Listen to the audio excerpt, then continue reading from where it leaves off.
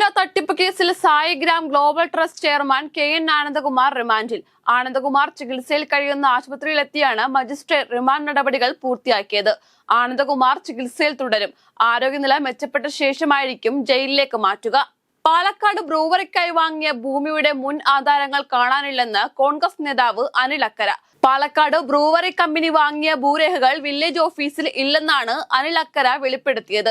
Elappully village ഓഫീസിൽ പട്ടയരേഖകൾ കാണാനില്ലെന്നും വിവരാവകാശ മറുപടിയിൽ രേഖകൾ കാണാനില്ലെന്നായിരുന്നു മറുപടിയെന്നും അനിൽ അക്കര പറഞ്ഞു. സംഭവത്തിൽ അന്വേഷണം ആവശ്യപ്പെട്ട് സ്പീക്കർക്ക് കത്ത് നൽകി. വിഷയം നിയമസഭാ സമിതി അന്വേഷിക്കണമെന്ന് അനിൽ അക്കര അഭ്യർത്ഥിച്ചു. ചരിത്രപ്രസിദ്ധമായ ആറ്റുകാൽ പൊങ്കാല നാളെ. പൊങ്കാല അർപ്പിക്കാനെത്തുന്ന ലക്ഷക്കണക്കിന് ഭക്തരെ സ്വീകരിക്കാനുള്ള ഒരുക്കങ്ങൾ വിവിധ സർക്കാർ വകുപ്പുകൾ ചേർന്ന് പൂർത്തിയാക്കി. രാവിലെ 10:15 ക്ഷേത്രത്തിന് മുന്നിൽ അടുപ്പ് വെട്ടിയ ശേഷം പണ്ടാരടുപ്പിൽ തീ കൊളുത്തിയതോടെ പൊങ്കാലയ്ക്ക് തുടക്കമാകും. പകൽ 1:15 നിവേദിക്കും. കൂടൽമാണിക്യ ക്ഷേത്രത്തിലെ കഴകപ്രവർത്തിയിൽ നിന്ന് ഒഴിവാക്കണമെന്നാവശ്യപ്പെട്ട് ബാലു അപേക്ഷ നൽകി. അഡ്മിനിസ്ട്രേറ്റർ മുഖേന മാനേജിംഗ് കമ്മിറ്റിക്കാണ് അപേക്ഷ നൽകിയത്.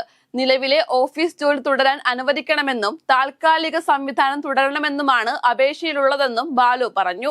ഏറ്റുമാനൂരിൽ അമ്മയും മക്കളും ട്രെയിന് മുന്നിൽ ചാടി ജീവനൊടുക്കിയ കേസിലെ പ്രതിയും മരിച്ച ഷൈനിയുടെ ഭർത്താവുമായ നോബി ലൂക്കോസിന്റെ ജാമ്യാപേക്ഷ തള്ളി. ഏറ്റുമാനൂർ മജിസ്ട്രേറ്റ് കോടതിയാണ് ഹർജി തള്ളിയത്. പിന്നാലെ നോബിയെ പോലീസ് കസ്റ്റഡിയിൽ വിട്ടു. കളമശ്ശേരി സെന്റ് പോൾസ് ഇന്റർനാഷണൽ സ്കൂളിൽ വൈറൽ മെനിഞ്ചിറ്റിസ്. 3 കുട്ടികൾക്ക് രോഗബാധയുണ്ടെന്ന് ആശുപത്രിയിൽ നിന്നും അറിയിച്ചതായി പ്രിൻസിപ്പൽ വ്യക്തമാക്കി. 2 പേർ കൂടി രോഗലക്ഷണങ്ങളോടെ ചികിത്സയിലുണ്ട്. കുട്ടികളുടെ ആരോഗ്യനില തൃപ്തികരമാണ്. ആരോഗ്യവകുപ്പിന്റെ മാർഗനിർദ്ദേശങ്ങൾ പാലിക്കുന്നുണ്ടെന്നും സ്കൂൾ ഒരാഴ്ചത്തേക്ക് അടച്ചുവെന്നും അദ്ദേഹം അറിയിച്ചു.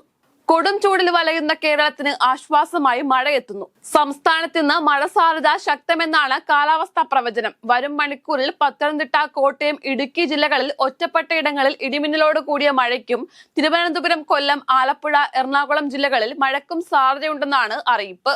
നടി സൗന്ദര്യയുടെ മരണവുമായി ബന്ധപ്പെട്ട് 2 പതിറ്റാണ്ടുകൾക്കിപ്പുറം തെലുങ്ക് നടൻ മോഹൻ ബാബുവിനെതിരെ ഗുരുതര ആരോപണം. നടിയുടേത് അപകടമരണമല്ലെന്നും മറിച്ച് മോഹൻ ബാബുവുമായി ബന്ധപ്പെട്ട സ്വത്ത് തർക്കത്തെ തുടർന്നുള്ള കൊലപാതകമാണെന്നും ആരോപിച്ച് ആന്ധ്രാപ്രദേശിലെ ഖമ്മം ജില്ലയിലെ ചിട്ടിമല്ലു എന്ന വ്യക്തി പരാതി നൽകി. തെലങ്കാനയിൽ മുതിർന്ന മാധ്യമപ്രവർത്തക അറസ്റ്റിൽ. വനിതാ മാധ്യമപ്രവർത്തക രേവതി പൊഗഡാനന്ദയാണ് അറസ്റ്റിലായത്. ഇന്ന് പുലർച്ചെ വീട് വളഞ്ഞാണ് പോലീസ് ഇവരെ അറസ്റ്റ് ചെയ്തത്. രേവതിയുടെ ഉടമസ്ഥതയിലുള്ള Pulse News Break YouTube channel വഴി പ്രസിദ്ധീകരിച്ച സർക്കാർ വിരുദ്ധ വാർത്തയുടെ അടിസ്ഥാനത്തിലാണ് അറസ്റ്റ്. റഷ്യ യുക്രൈൻ യുദ്ധത്തിൽ 30 ദിവസത്തെ വെടിനിർത്തലിന് തയ്യാറെന്ന് യുക്രൈൻ. 3 വർഷമായി തുടരുന്ന യുദ്ധത്തിനാണ് വെടിനിർത്തൽ പ്രഖ്യാപിച്ചിരിക്കുന്നത്. 30 ദിവസത്തെ വെടിനിർത്തൽ നിർദ്ദേശം അംഗീകരിച്ചതായി യുക്രൈൻ പ്രസിഡന്റ് വ്ളാഡിമിർ സെലൻസ്കി അറിയിച്ചു.